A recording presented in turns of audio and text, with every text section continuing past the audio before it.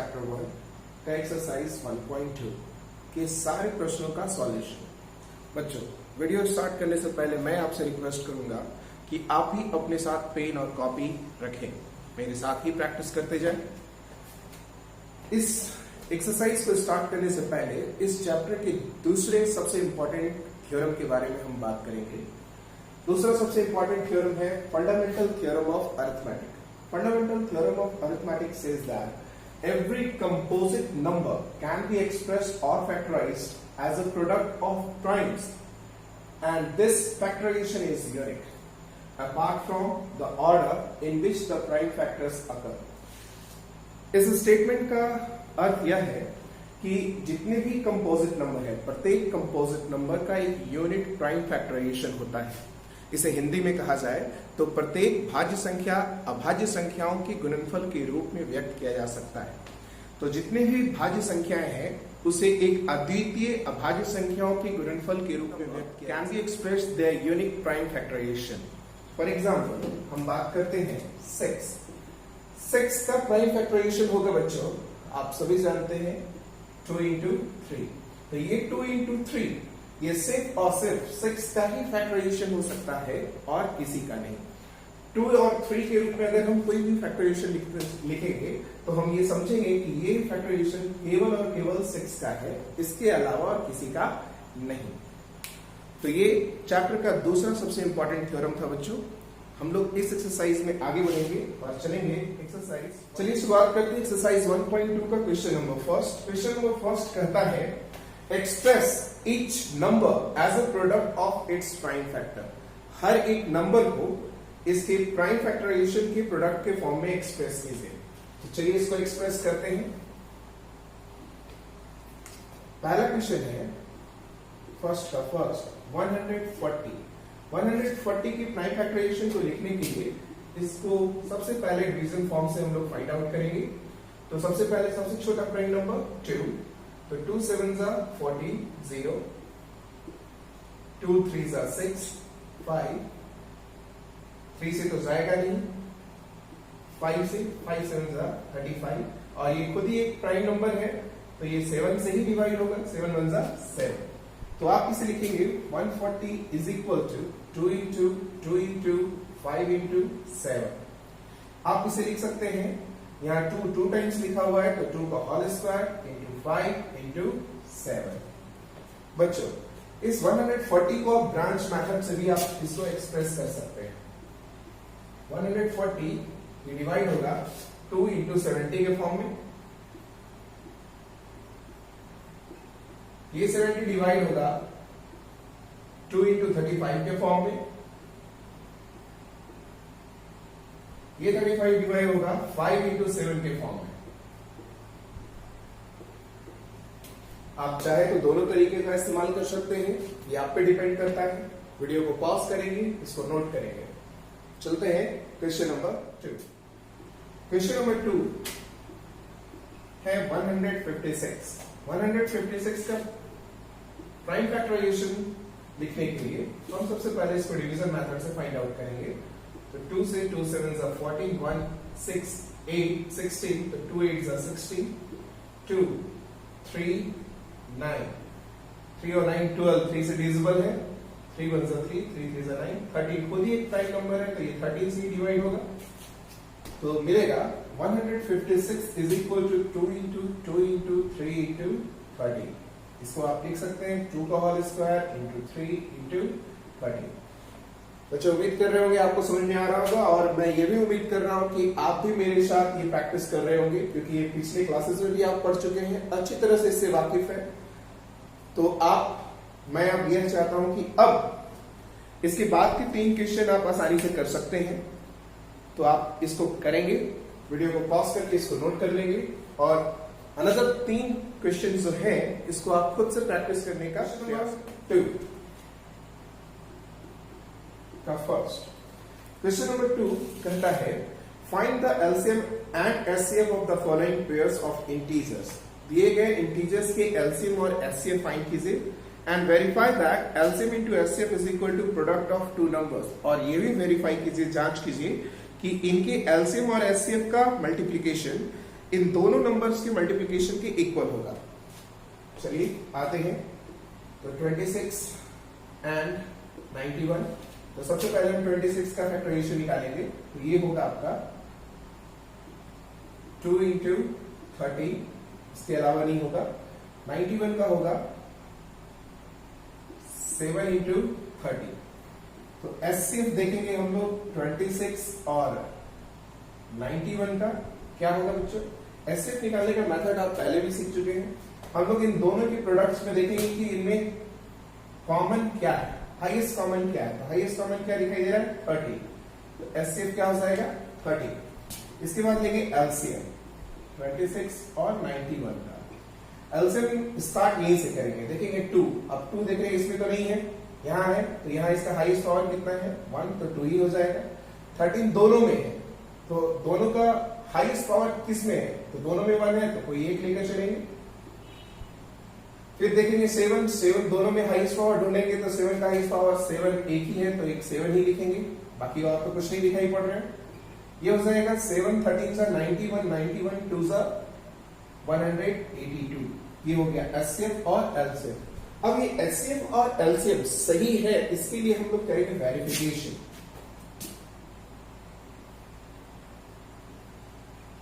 Verification में हम जानते हैं कि HCF into LCM is equal to product of two numbers। तो बच्चों 26 और 91 का एचसीएफ कितना था 13, एलसीएम कितना था 182 is equal to product of two numbers 26 into 91। तो 13 को 182 से मल्टीप्लाई कीजिए, 13 2 सा 26, 6 in hand 2, 13 8 सा 104 और 2 106, 6 in hand 10, 13 1 सा 13 and 10 23।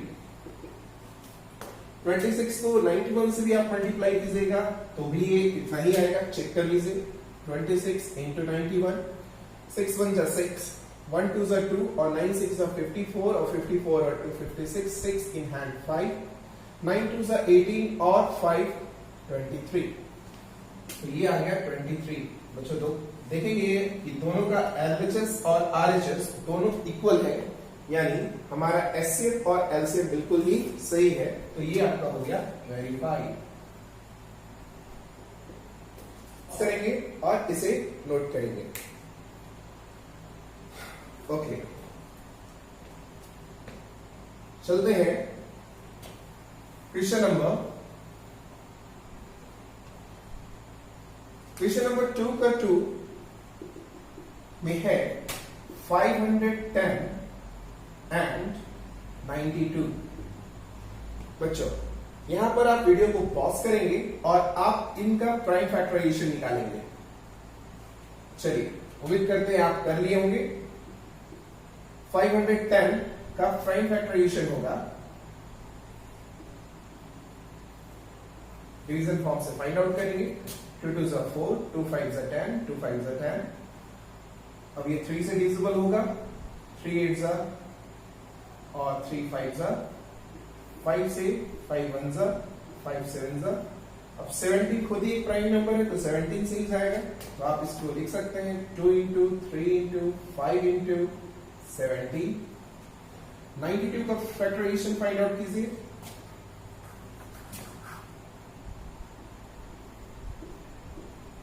टू 4 सा, 2 6 सा, 2 2 सा, 2 3 सा, 23 खुद ही एक प्राइम नंबर है, तो ये 1 टाइम में होगा, तो ये आ जाएगा 2 इंटू 2 इंटू 23। इसको आप एक्सप्रेस कीजिए 2 to the power 2 into 23। Find out कीजिए HCF। बच्चों देखिए इन दोनों में हाईएस्ट कॉमन फैक्टर क्या है, तो इसमें क्या है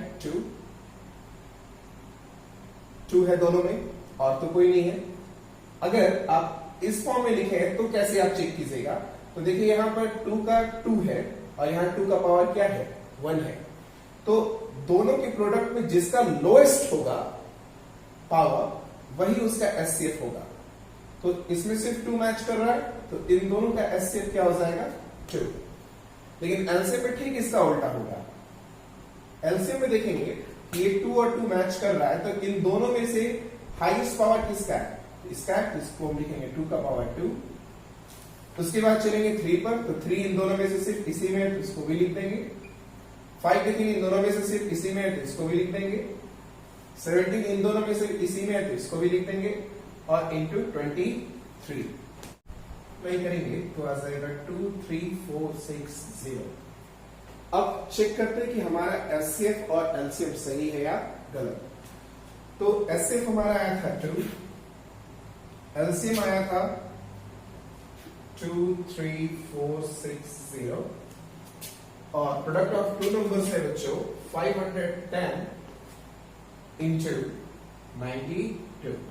दोनों तरफ मल्टीप्लाई कीजिए, 2 0 0, 2 6 12, 2 in hand 1, 2 4 8 और 1 9, 2 3 6, 2 2 4। उधर से 5 1 0 को 92 से मल्टीप्लाई कीजिए बच्चों, तो 0, 2 1 2 और 5 2 10 और 9 90 in hand 1, 5 9 45 और 1 46। ये आ गया 4 6 9 2 0। देखिए ये दोनों तरफ बिल्कुल सेम है, तो इस तरह से ये भी वेरीफाइड हुआ कि हमारा इन दोनों नंबर्स का एचसीएफ और एलसीएम बिल्कुल सही है। तो इस मेथड से आप ये चेक कर सकते हैं कि हमारा एचसीएफ और एलसीएम सही है या गलत। आते हैं वीडियो को पॉज करके इसको आप नोट करेंगे बच्चों, और मेरे साथ खुद भी आप प्रैक्टिस करते रहेंगे। इसमें एक क्वेश्चन और उम्मीद करते हैं कि आप इस क्वेश्चन को बना लेंगे। अगर नहीं बन पाता है तो वीडियो में कमेंट करेंगे, मैं नेक्स्ट वीडियो में मैं इसे भी सॉल्व करके आपको दूंगा। तो एक क्वेश्चन आपको भी कोशिश करना है, जब तक बनाएंगे नहीं, जब तक मैथ्स के साथ जूझेंगे नहीं, तब तक आप मैथ्स को सीख नहीं सकते। इसलिए आपको भी प्रैक्टिस करना है बच्चों। क्वेश्चन नंबर 3 कहता है find the LCM and LCM of the following integers by applying the prime factorization method। prime factorization method का उपयोग करके हम लोग को LCM और HCF फाइंड आउट करना है दिए हुए इंटीजर्स का। तो हमारे इंटीजर्स फर्स्ट 3 के फर्स्ट के इंटीजर्स हैं 12, 15 एंड 21। तो HCF और LCM फाइंड करने के लिए हम सबका प्राइम फैक्टराइजेशन निकालेंगे बच्चों। तो 12 का प्राइम फैक्टराइजेशन हो जाएगा 2 इंटू 2 इंटू 3। आप इसे लिखिएगा 2 का whole square into 3।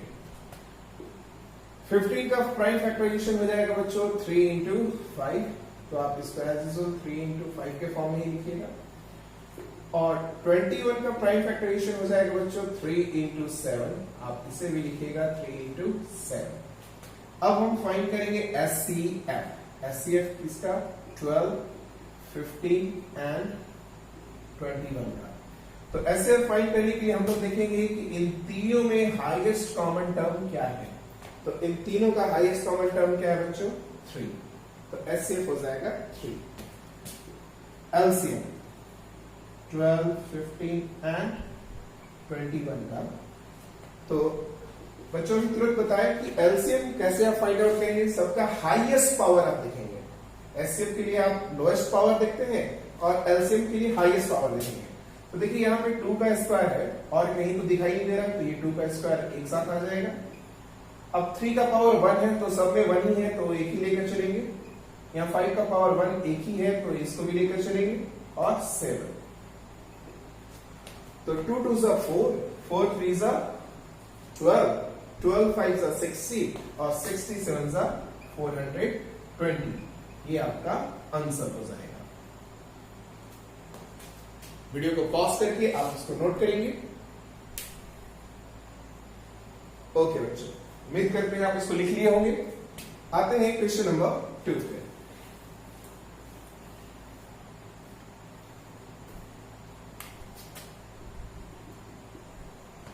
Question number 2 में है 17, 23 एंड 29। तो 17 एक खुद ही प्राइम नंबर है, तो ये 1 into 17 के फॉर्म में आएगा। 23 ये भी एक खुद ही प्राइम नंबर है, तो ये 1 इंटू 23 आएगा, क्योंकि ये 1 है, सब से ही डिवाइड होगा। और 29 भी खुद ही एक प्राइम फैक्टराइजेशन है, तो ये 1 इंटू 29 के फॉर्म में आएगा। तो इन सभी का एचसीएफ क्या हो जाएगा, इनका हाईएस्ट कॉमन कुछ भी नहीं है, तो क्या है 1। एलसीएम क्या हो जाएगा, ये खुद में एक एक नंबर है, तो 17 इंटू 23 इंटू 29, इन सबको मल्टीप्लाई कर देंगे, तो जो रिक्वायर्ड आंसर होगा वो आपका एलसीएम होगा। बच्चों ये आप मल्टीप्लिकेशन कर सकते हैं, ये आपका वर्क है। एक लास्ट क्वेश्चन वो आपके लिए है, वो आप इसको सॉल्व करेंगे। बच्चों प्रैक्टिस करना बहुत जरूरी है, और ये आप खुद से भी करेंगे तो ज्यादा आपको सीखने का मौका मिलेगा। आइए क्वेश्चन नंबर 4 पर चलते हैं।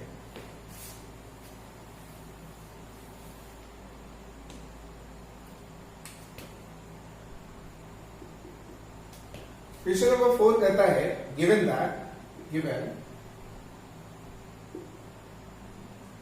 SCF 306 and 657 का कितना है 9 दिया है कि दो नंबर्स का SCF 9 है, फाइंड एलसीएम। तो इनका एलसीएम हमें क्या करना है, फाइंड करना है। इन दोनों नंबर्स का एलसीएम हमें फाइंड करना है। बच्चों अभी तुरंत आपको बताएं, we know that SCF into LCM is equal to product of two numbers. SCF into LCM is equal to product of two numbers. बच्चों SCF यहां पर क्या दिया हुआ है 9 into LCM, product of two numbers हमारे क्या क्या है 306 इंटू 657। ये एलसीएम इधर मल्टीप्लाई में, उधर जाकर डिवाइड में। एलसीएम फाइंड आउट करना है तो 9 को उधर हम लोग ले जाएंगे, तो एलसीएम इज इक्वल टू हम लिखेंगे 306 इंटू 657 डिवाइड बाई 9। इसे कट कीजिए,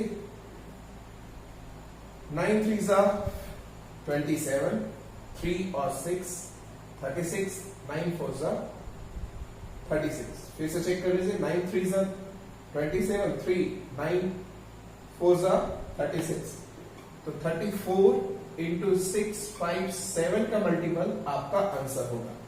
बच्चों ये मल्टीप्लिकेशन का काम आप कर सकते हैं, ये काम आपके लिए। आप इसको मल्टीप्लाई कीजिए और मल्टीप्लाई करने के बाद आंसर चेक कीजिए ये आपका सही है या नहीं, इतना आप कीजिए।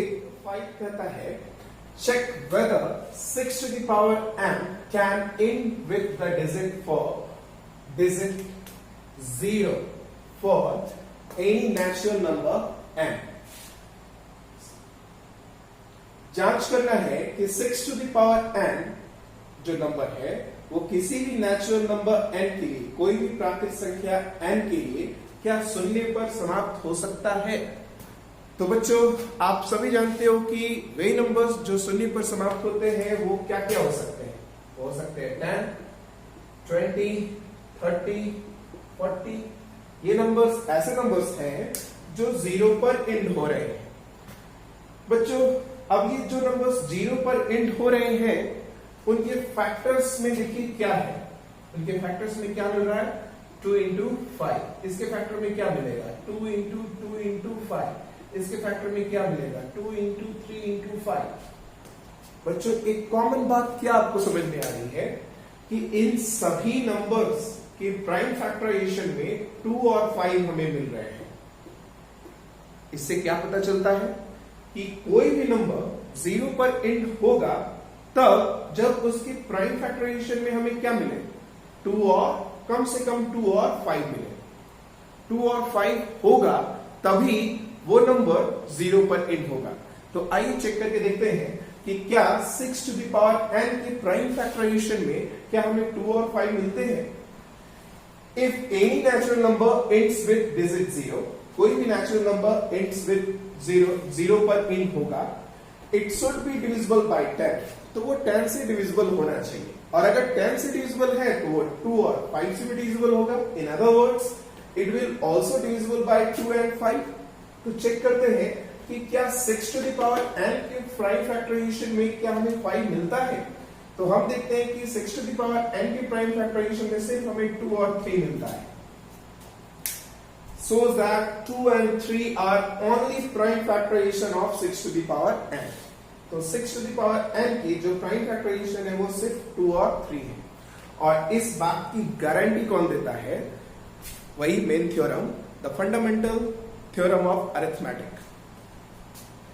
Also we know that the fundamental theorem of arithmetic ये इस बात की गारंटी देता है कि 6 to the power n का जो प्राइम फैक्टराइजेशन होगा वो 2 और 3 के अलावा कुछ नहीं होगा. We also know that the fundamental theorem of arithmetic that prime factorization of each number is unique.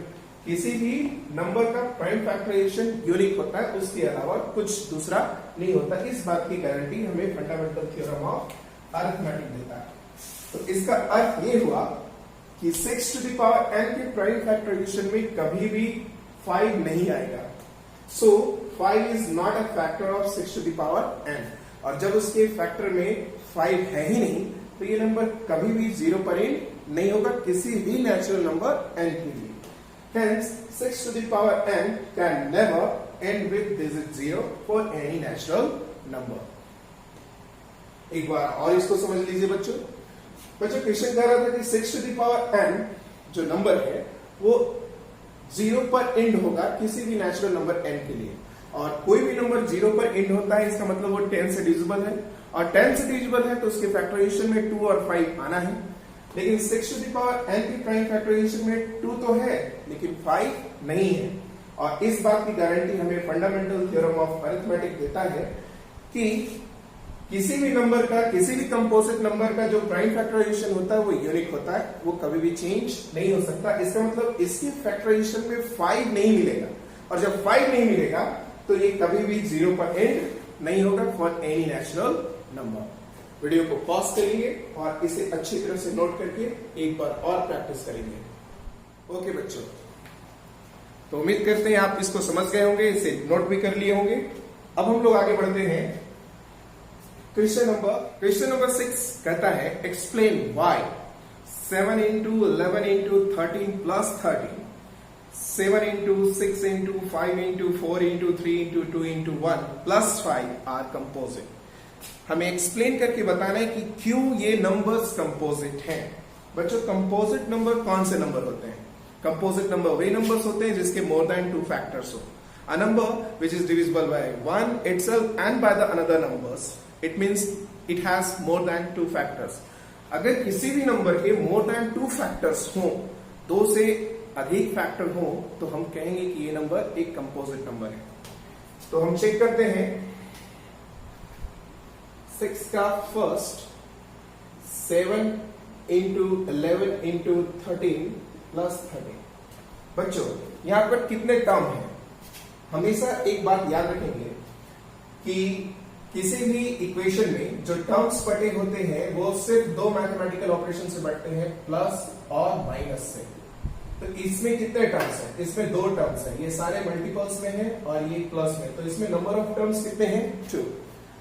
बच्चे आप देखेंगे इन दोनों टर्म्स में एक ऐसा नंबर है जो कॉमन है, जो दोनों में है. तो हम इसे लिख सकते हैं, यहाँ इसे 13 into 1 भी लिखा जा सकता है. तो इन दोनों में कॉमन है 13 हम कॉमन निकालते हैं.